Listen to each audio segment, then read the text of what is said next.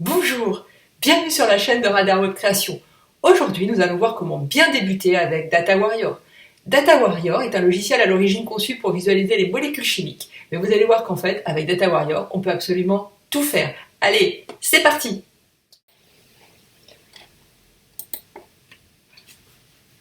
Cette vidéo va nous permettre de voir des fonctionnalités simples du logiciel Data Warrior. Donc dans cette première partie, on va installer le logiciel, on va télécharger des données sur notre machine et on va les ouvrir dans Data Warrior. Donc cette vidéo est complémentaire du tutoriel Data Warrior que vous trouverez sur le site de Radar Web Création. Donc je vous mets tous les liens dans le descriptif de la vidéo.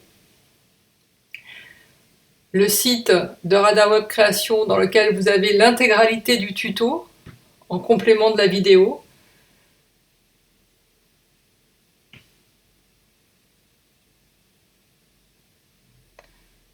Le lien vers le site Open Molecules à partir duquel on va pouvoir aller télécharger le logiciel. Donc il faut choisir le système d'exploitation de sa machine. Puis il suffit simplement de cliquer sur le bouton Download et de suivre les instructions. C'est très simple, il n'y a aucune difficulté à ce niveau-là. Et enfin, le site de Gapminder dans lequel on va pouvoir aller télécharger nos données. Donc il s'agit des données qui correspondent au taux de croissance des différents pays. Donc dans le moteur de recherche, on va taper Population Growth pour aller chercher le fichier qui nous intéresse. Donc il s'agit de cette ligne-là. On clique.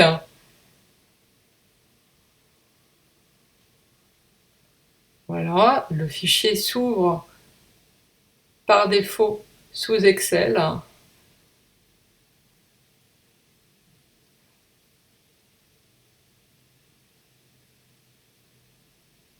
Donc Data Warrior a besoin d'un format .csv pour ouvrir les données. Donc on va aller enregistrer notre fichier Excel en .csv. Donc on va le mettre sur notre bureau. Donc on enregistre. Donc on va simplement sauvegarder la feuille active qui nous intéresse ici. Voilà, donc le fichier est bien en format CSV sur le bureau. Donc on peut fermer nos liens.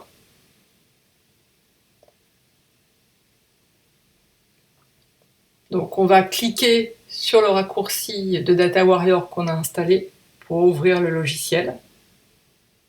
Donc on va se mettre en plein écran pour que ce soit plus confortable. Et on va faire File Open. On va aller chercher sur le bureau le fichier .csv que l'on vient de télécharger. Donc Open. Voilà, donc le fichier s'ouvre. Donc sur la fenêtre à gauche de l'écran, on voit la table de données. Donc à droite, on a un espace qui va nous permettre de filtrer les données. Et enfin, les vues 2D et 3D du logiciel. Donc on peut agrandir, refermer, voilà, bouger un peu la taille des fenêtres. Donc on voit là les différentes colonnes qui sont les variables, c'est-à-dire donc on a la première colonne qui correspond au pays, et là les années de 1960 à 2011.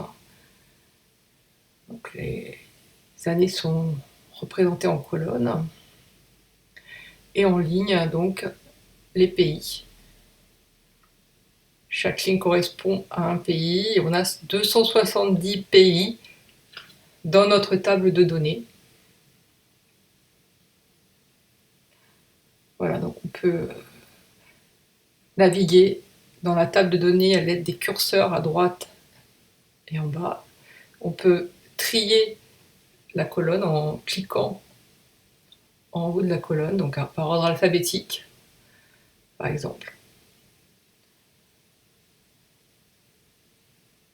Donc maintenant, on va aller voir différentes fonctionnalités dans Data Warrior à partir du fichier qu'on a téléchargé tout à l'heure. Donc au niveau de la fenêtre table de données, on peut par exemple, en faisant un clic droit sur l'entête de la colonne, voir les différentes options possibles. Donc là, on peut par exemple aller mettre une couleur de fond en fonction de la valeur du taux de croissance dans la colonne. On va faire OK. Donc là, on a bien appliqué un gradient de couleur en fonction du taux de croissance. Donc dans notre cas, quand les valeurs sont rouges, orange, les valeurs sont plus basses. Quand elles sont vertes, les valeurs sont plus élevées. Donc là, on le voit en triant la colonne en fonction de la valeur.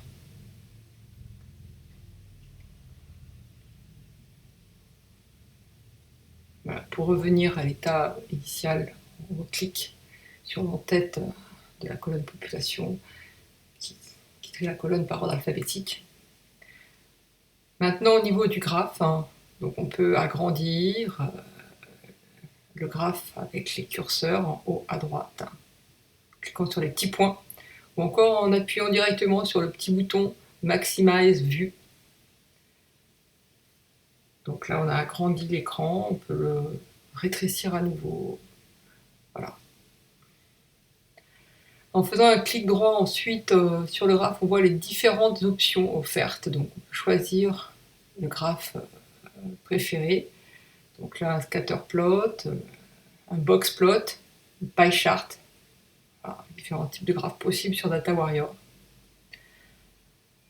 Toujours clic droit sur le graphe.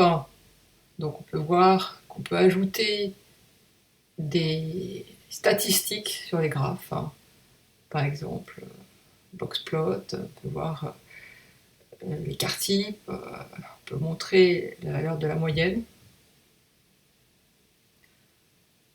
Clic droit, donc on peut voir également qu'on peut modifier la taille du marqueur, la forme, la couleur. Voilà, il y a beaucoup d'options possibles.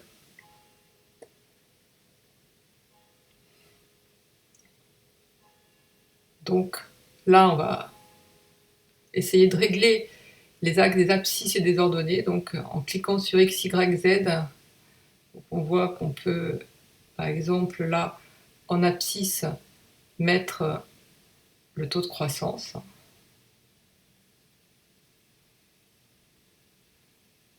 Par exemple, choisis de travailler sur l'année 1968.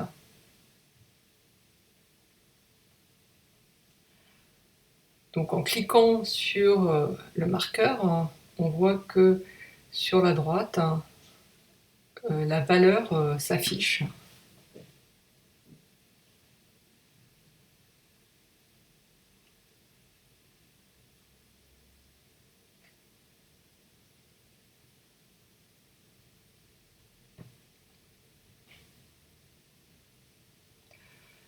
En faisant un clic droit, on va changer la taille du marqueur, donc à l'aide du petit curseur, en le faisant se déplacer vers la gauche pour le réduire. Toujours un clic droit pour changer la couleur avec Set Marker Color. Donc on va, par exemple, les colorer en fonction de la valeur de l'année qu'on a choisie, 1968. Là, on aurait pu le colorer en fonction d'une autre année pour comparer les deux années. Donc, on voit bien que la couleur bien été appliquée. Toujours avec un clic droit, on va ajouter le nom du pays avec Set Marker Label. Donc, on va choisir la population Growth pour mettre le nom du pays en label. Voilà, et on va réduire, pour que ce soit un petit peu plus lisible, la taille du label. Voilà, il suffit ensuite de faire OK. Voilà.